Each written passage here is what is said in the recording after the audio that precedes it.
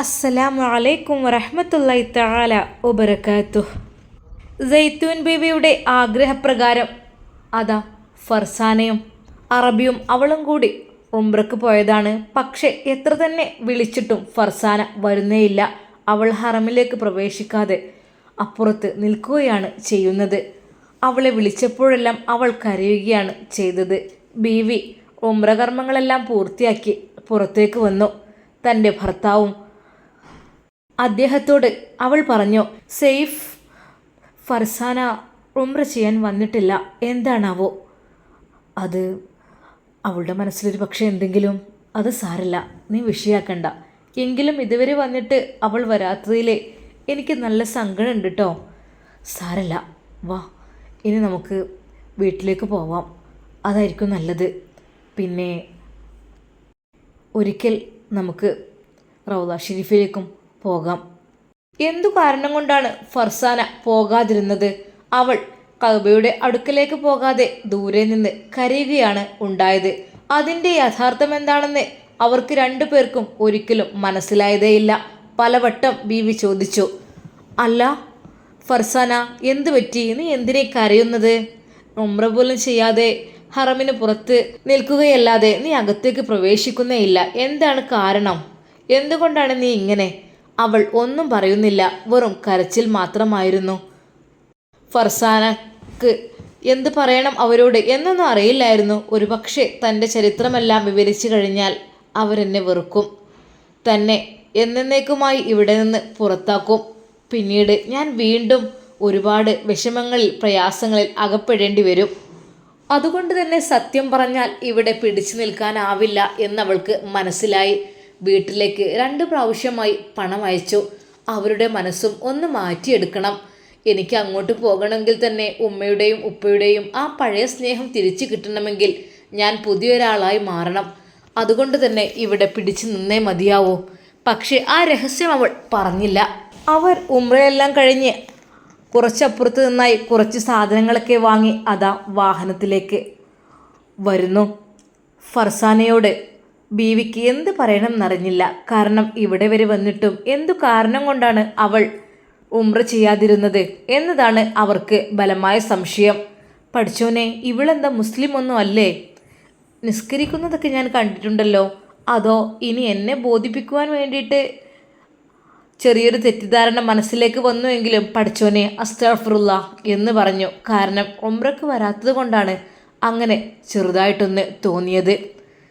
സൈത്തൂൻ ബീവി തൻ്റെ ഭർത്താവിൻ്റെ മുഖത്തേക്ക് ദയനീയമായി ഒന്ന് നോക്കി. എന്താ നീ എന്താ എന്നെ ഇങ്ങനെ നോക്കുന്നത്? അല്ല, അവൾ വരാത്തതിൽ അതൊന്നും സാരമില്ല, നീ അത് വിഷയാക്കല്ലേ. നീയല്ലേ നിർബന്ധിച്ച് കൊണ്ടുവന്നത്? അവൾ പലവട്ടം വരില്ലെന്ന് പറഞ്ഞ് അവിടെ നിന്നതല്ലേ. എന്ത് കാര്യത്തിനായിരുന്നു എൻ്റെ ബീവി നീ അവൾ ഇങ്ങോട്ട് കൊണ്ടുവന്നത്? ഇവിടെ വരെ വന്നിട്ട് ഉംറ ചെയ്യാതെ തിരിഞ്ഞു പോവാന്നൊക്കെ പറയുമ്പോൾ എന്താ ഒരു അവസ്ഥ? ഭർത്താവ് അങ്ങനെ പറഞ്ഞപ്പോൾ ബീവിക്ക് സത്യം പറഞ്ഞാൽ ഭയം തോന്നി. പഠിച്ചോനെ, എൻ്റെ ഭർത്താവ് അതെങ്ങാനും നിരസിക്കുമോ? ആ ഒരു വിവാഹാലോചന മനസ്സിനുള്ളിൽ ഭയമുണ്ട്. അതുകൊണ്ടാണ് അവൾ അത് പറയാത്തത്. പക്ഷേ എന്നാലും തൻ്റെ ഭർത്താവിനെ സന്തോഷിപ്പിക്കുവാൻ വേണ്ടിയിട്ട് അതാ സൈത്തൂൻ ബീവി പല പ്രയോഗങ്ങളും പ്രയോഗിക്കുന്നു. അതെ, ചിലപ്പോൾ ഒരു പക്ഷേ അവൾക്ക് കഴിയായിട്ടായിരിക്കും, അത് സാരല്ല. എന്നാലും വാഹനത്തിൽ കയറി അവരതാ യാത്രയാകുന്നു. എങ്കിലും ഫർസാനയോട് വെറുപ്പൊന്നും അവൾ പ്രകടിപ്പിച്ചതേയില്ല.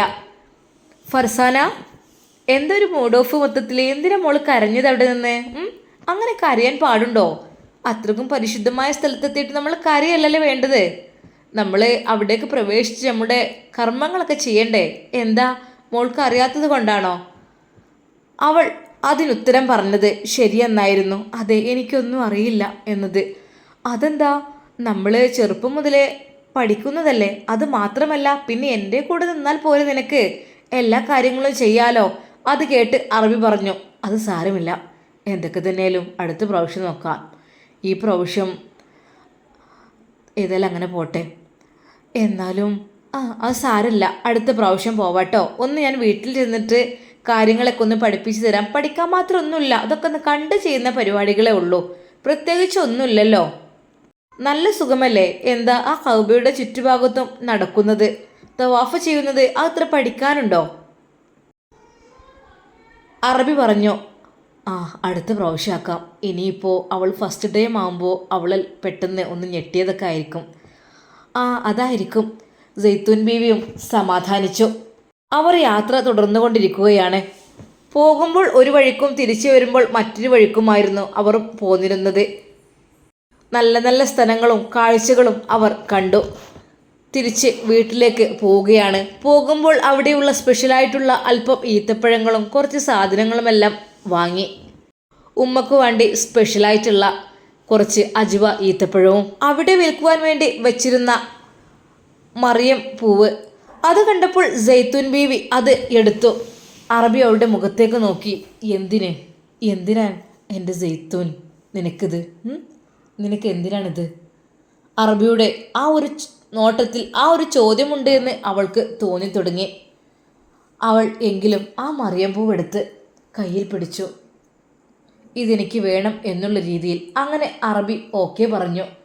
അങ്ങനെ വാങ്ങുന്ന കൂട്ടത്തിൽ ആ ഒരു മറിയം പൂവ് എന്തിനായിരിക്കും തൻ്റെ ഭാര്യ വാങ്ങുന്നത് എന്ന് അറബിക്ക് ഒരു പിടുത്തവും കിട്ടിയില്ല. പിന്നീട് അവളെ ഞാൻ ഒന്നിനും വിഷമിപ്പിക്കാറില്ല, പക്ഷേ ഇതവൾക്ക് ആവശ്യമില്ലല്ലോ എന്ന് കരുതിയത് കൊണ്ട് മാത്രമാണ് ഞാനത് പറഞ്ഞത്. സാധാരണയായി ഗർഭിണികളായ സ്ത്രീകൾ മറിയം പൂവിട്ട് വെള്ളം കുടിക്കുക പതിവാണ്. അത് ഓരോരുത്തരുടെ വിശ്വാസം. മറിയം ബീവിയുടെ ആ ഒരു ത്യാഗം, മറിയം ബീവി അനുഭവിച്ച യാതനകൾ, അവരുടെ പ്രസവം എല്ലാം കണക്കിലെടുത്ത് മറിയം പൂവ് എന്നുള്ള പേരിൽ ആ മരത്തിലുണ്ടായ പൂവ് അത് വളരെയധികം സൂക്ഷ്മതയോടെ ഇന്നും പലരും സൂക്ഷിക്കുന്നുണ്ട്. ഗർഭസമയത്ത് പ്രത്യേകിച്ച് പ്രസവവേദന അനുഭവപ്പെടുമ്പോൾ, അതുപോലെ തന്നെ ഗർഭപാത്രം തുറക്കാത്ത അവസ്ഥയിലൊക്കെ ഈ ഒരു പൂവിട്ട് വെള്ളം കൊടുത്താൽ പലർക്കും നല്ല രീതിയിൽ സുഖപ്രസവം ഉണ്ടായിട്ടുണ്ട് എന്നും വിശ്വസിക്കുന്ന പലരും ഇന്നുമുണ്ട്. ഡോക്ടേഴ്സ് വരെ പറയും പ്രസവം നടക്കുന്നില്ല എങ്കിൽ ഇനി നിങ്ങളുടെ ഇഷ്ടപ്പെട്ട രീതിയിലുള്ളതൊക്കെ കൊടുത്തോളൂ, അപ്പോൾ അങ്ങനെയെങ്കിലും ശരിയാവട്ടെ. അങ്ങനെ ഡോക്ടേഴ്സിനും നല്ല പരിചയമാണിത്. എന്താണെന്നറിയില്ല, അത് നമ്മുടെ സൈത്തൂൻ എടുത്ത് ആ കവറിലിട്ടു. ഒരു നിമിഷം അറബി വിചാരിച്ചു, പഠിച്ചോനെ അവൾക്കൊരു കുഞ്ഞിക്കാല് കാണാനുള്ള ഭാഗ്യം ഉണ്ടായില്ല, എന്താ ചെയ്യുക? എന്തൊക്കെ തന്നെയായാലും ഒരു ഉമ്മയാവാൻ അവൾ ഇന്നും കൊതിക്കുന്നുണ്ട്. പക്ഷേ സാരല്ല, അതുകൊണ്ടായിരിക്കും ഒരു പക്ഷേ ഫർസാനയെ എൻ്റെ മേൽ ഓൾ കെട്ടിവെക്കുന്നത്. ഫർസാനയോട് നല്ല രീതിയിൽ വർത്തിക്കുകയാണ് അവൾ. ഒന്നും പറയുന്നില്ല, ദേഷ്യപ്പെട്ട് നല്ല സ്നേഹത്തോടു കൂടി അവൾക്ക് ആവശ്യമുള്ളതെല്ലാം വാങ്ങിക്കൊടുക്കുന്നു. ഫർസാന ശരിക്കും അത്ഭുതപ്പെടുകയാണ്. തനിക്ക് എന്തോ സംഭവിക്കുന്നുണ്ട്. താൻ ഒരിക്കലും എൻ്റെ പഴയ രീതിയിലല്ല ജീവിതം പോകുന്നത്, തികച്ചും ആഡംബരമായ കോടീശ്വരിയായ രീതിയിൽ. എന്താണെന്നറിയില്ല, വളരെയധികം കഷ്ടപ്പെട്ടിരുന്നു, പല സ്ഥലങ്ങളിൽ നിന്നായി പേടിച്ചു കഴിഞ്ഞിരുന്നു, ചവിട്ടും തുഴിയും ഏറ്റിരുന്നു. അതിൽ നിന്നെല്ലാം രക്ഷപ്പെട്ട് ഇപ്പോൾ ഞാൻ അറേബ്യയിലെ വലിയൊരു കൊട്ടാരത്തിലാണ് എത്തിച്ചേർന്നിരിക്കുന്നത്. റബ്ബേ, ഇതൊക്കെ നീ വിധിച്ചതായിരിക്കും അല്ലേ? ആ യാത്രയിൽ അവൾ ഓരോന്നോർത്തു. അന്ന് രാത്രിയോടെ അതാ അവരുടെ വീടെത്തുന്നു. നേരെ ഉമ്മയുടെ വീട്ടിലേക്ക്. യാ ഉമ്മി, അസ്സലാമു അലൈക്കും. അറബിയും അറബിയുടെ ഭാര്യയും സലാം ചൊല്ലി. പെട്ടെന്ന് അവർ ചോദിച്ചു, ഫർസാന? ആ, ഫർസാന ദാ വരുന്നുണ്ട്. ഫർസാന. യാ ഉമ്മി, അസ്സലാമു അലൈക്കും. വഅലൈക്കും അസ്സലാം. ഫർസാന ആദ്യമായിട്ടായിരിക്കുമല്ലേ ഉംറ ചെയ്യുന്നത്? അവരുടെ ആ ഒരു ചോദ്യത്തിന് മുമ്പിൽ അവൾക്ക് ഒന്നും പറയാനുണ്ടായിരുന്നില്ല. അവൾ ഉംറ ചെയ്തിട്ടില്ല എന്നുള്ള കാര്യം അറബിയും അറബിച്ചിയും അവരോട് പറഞ്ഞതുമില്ല. കാരണം ഒരാളെയും മോശക്കാരിയാക്കരുതല്ലോ എന്ന് കരുതിയിട്ട്. ആ ദിവസം സൈത്തൂൻ ബേബി ഫർസാനയെ ഒരുപാട് ഉപദേശിച്ചു. മോളെ, ഇൻഷാ അല്ലാ അടുത്ത പ്രാവശ്യമെങ്കിലും ചെയ്യാനട്ടോ, ചെയ്യാതെ പോരാൻ പാടില്ല. നമ്മളവിടെ എത്തിയിട്ട് എന്തിനാ മോൾ അങ്ങനെ പോരാതിരുന്നത്? എനിക്ക് അതിനുള്ള യോഗ്യതയില്ല. അത് മാത്രമാണ് അവൾ പറഞ്ഞിരുന്നത്. അതെന്താ മോളെ, നീ മുസ്ലിമല്ലേ? മുസ്ലിമായ എല്ലാവർക്കും അത് സുന്നത്തുള്ള കാര്യമല്ലേ ഉംറ ചെയ്യാന്നുള്ളത്? പിന്നെന്താ അത്? എനിക്ക് ഒരുപാട് കടങ്ങളുണ്ടായിട്ടാണോ? ഓഹോ, കടങ്ങളുണ്ടെങ്കിൽ അതൊക്കെ ഞാൻ വീട്ടിൽ തരൂലേ? അതെന്നോട് നീ പറയണ്ടേ ആ നിമിഷമെങ്കിലും? അവൾ അതിൽ നിന്ന് പതുക്കെ ഒഴിഞ്ഞു മാറുവാൻ വേണ്ടി ശ്രമിക്കുന്നു. ഫർസാന, നിനക്കറിയുമോ, ഞാൻ നിന്നെ ഇത്രയും ദിവസം ഇവിടെ നല്ല രീതിയിൽ സംരക്ഷിച്ചത്, നിനക്കുള്ളതെല്ലാം വാങ്ങിത്തന്നത്, എൻ്റെ സ്വന്തം അനിയത്തിയെപ്പോലെ നിന്നെ നോക്കിയത് മറ്റൊന്നുകൊണ്ടുമല്ല. നീ എൻ്റെ ദുഃഖമറിയണം. എന്താ എന്താ ബേബി പറഞ്ഞത് എന്ത് ചെയ്യാൻ ഞാൻ തയ്യാറാണ്, ഫർസാന പറഞ്ഞു. സത്യമായിട്ടും ആണോ? മോളെ, എനിക്ക് മക്കളില്ല, അത് നിനക്കറിയില്ലേ? അതിൻ്റെ വേദന എനിക്ക് നന്നായിട്ടറിയാം. അത് മക്കൾ 5 വർഷമായിട്ടുള്ള കല്യാണം കഴിഞ്ഞിട്ട്, അതിപ്പോൾ എന്താ ഇനിയും ഉണ്ടാവില്ലേ? അല്ല മോളെ, എനിക്ക് എൻ്റെ ഗർഭപാത്രം വരെ നഷ്ടപ്പെട്ടിട്ടുണ്ട്, എനിക്കൊരിക്കലും കുഞ്ഞുണ്ടാവില്ല. അത് കേട്ടപ്പോൾ ശരിക്കും ഫർസാനെ ഒന്ന് ഞെട്ടി. റബ്ബേ, ഓരോരുത്തർക്ക് അവർ ആറ്റുനോറ്റ് കൊതിച്ചുണ്ടായിട്ടും കുഞ്ഞുണ്ടാകുന്നില്ല. ഓരോരുത്തർക്കാണെങ്കിൽ പേടിച്ച് ഭയന്ന് ജീവിച്ചിട്ട് കുഞ്ഞുണ്ടാകുന്നു. അവൾ തൻ്റെ അവസ്ഥ ആലോചിച്ച് നോക്കി. റബ്ബേ, ഇതിന് എന്തായിത്തീരും? എനിക്കൊന്നും അറിയൊന്നുമില്ല. അതിനു മുമ്പായിട്ട് എന്തെങ്കിലും ഒന്ന് കളവ് പറയണം. തൻ്റെ ഭർത്താവ് മരിച്ചു പോയെന്നോ അങ്ങനെ എന്തെങ്കിലും പറയണം. പക്ഷേ ഇപ്പോഴും അറിയാനായിട്ടില്ല.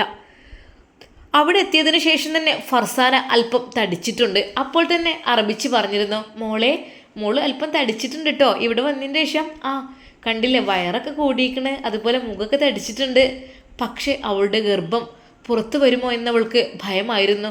റബ്ബേ, ഒരു 3 മാസം കഴിഞ്ഞാൽ എന്തൊക്കെ തന്നെയായാലും അത് കുറേശ്ശെ വയറ് പൊങ്ങിത്തുടങ്ങുമല്ലോ, എനിക്കാകെ ഭയമാകുന്നു. റബ്ബേ, ഇന്നെന്തായാലും ഈ ഒരു കാര്യം ഫർസാനയോട് പറയണമെന്ന് സൈത്തൂൻ ബീവിക്ക് ആഗ്രഹമുണ്ടായിരുന്നു.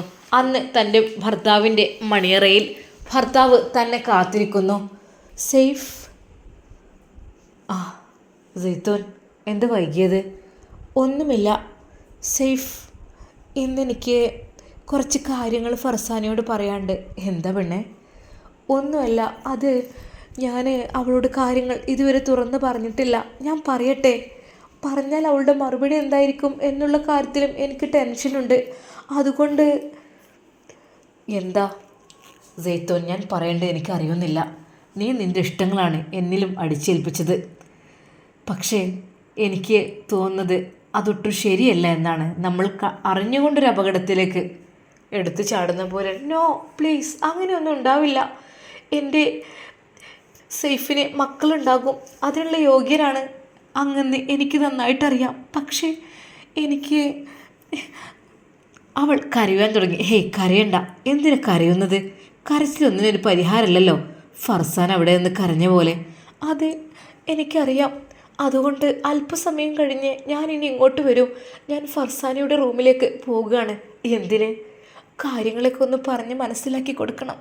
അതിനു വേണ്ടിയിട്ട് നിങ്ങൾ ദുആ ചെയ്യണം. നിങ്ങളെന്തായാലും മനമില്ലാ മനസ്സോടു കൂടി അത് സമ്മതിച്ചല്ലോ.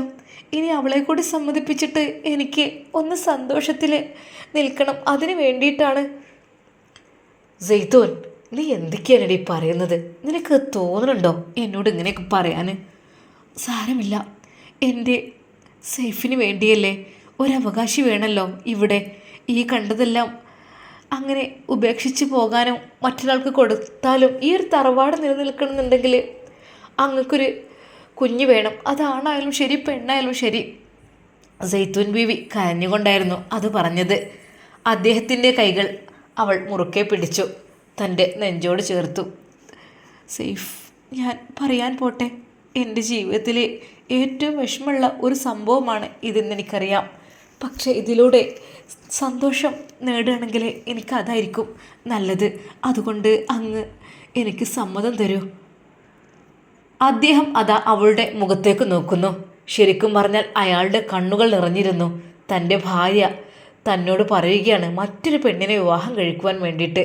റബ്ബേ, എനിക്കാണെങ്കിൽ താല്പര്യമില്ല. അത് താല്പര്യമുള്ള എത്രയോ അറബികളുണ്ട്, അറിഞ്ഞും അറിയാതെ ചെയ്യുന്ന, അവർക്കൊക്കെ നോ പ്രോബ്ലം. പക്ഷേ തൻ്റെ ഭാര്യ ഇതിനു വേണ്ടി തന്നെ വല്ലാതെ നിർബന്ധിക്കുന്നു. സൈത്തൂൻ, എനിക്കിതിന് ഉത്തരമില്ല. ഉത്തരം നീ തന്നെ കണ്ടുപിടിച്ചു. എന്ത് പറയണമെന്ന് എനിക്കറിയുന്നില്ല.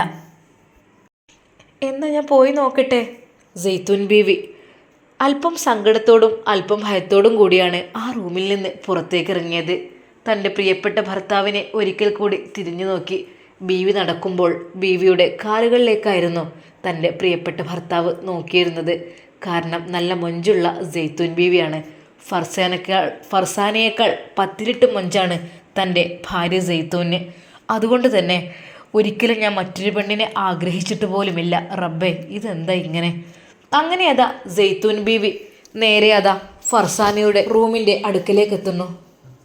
ഫർസാന, ഫർസാന, ആ ആ ബേബി കയറിക്കോളി. എന്താ അവിടെ നിന്ന് മുട്ടിയത്? കയറി ഇരുന്നോളൂ. ആ ഇരിക്കാം മോളെ.